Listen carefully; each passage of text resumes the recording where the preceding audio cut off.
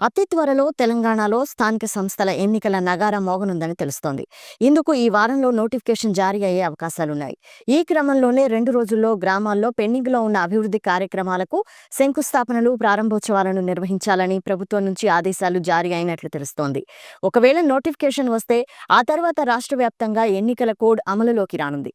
దాంతో అవి పెండింగ్‌లో పడిపోతాయని లోకల్ కాంగ్రెస్ నేతలకు ఆదేశాలు జారీ అయినట్లు సమాచారం.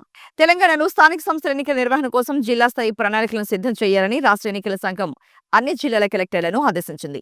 అవసరమయ్యే బ్యాలెట్ పెట్టెలు, పోలింగ్ సిబ్బంది, ఇతర వనరుల సమాచారం, నిర్ణీత ప్రణాళికలు పంపించాలని సూచించింది.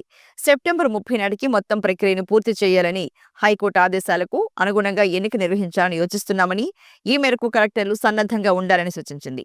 ఎన్నికలను ఎన్ని దశలు నిర్వహించాలనే దానిపై తగిన సలహాలు, సూచనలు ఇవ్వాలని కోరింది. జిల్లా స్థాయి ఎన్నికల ప్రణాళికలో ఒక మండలంలోని అన్ని పంచాయతీల ఎన్నికలు ఒకే దిశలో ఉండేలా సూచించాలని కోరింది.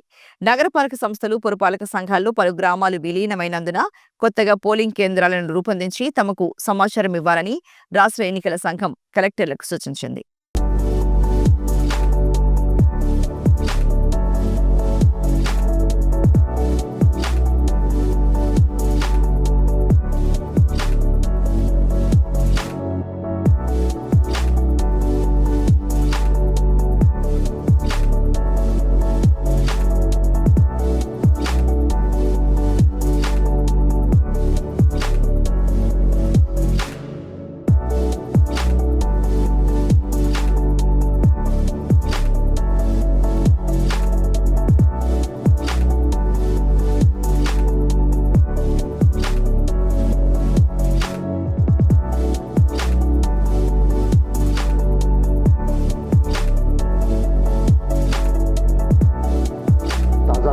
वीडियोस के लिए आप हमारे चैनल को सब्सक्राइब करें और देखते रहें पैगाम टीवी।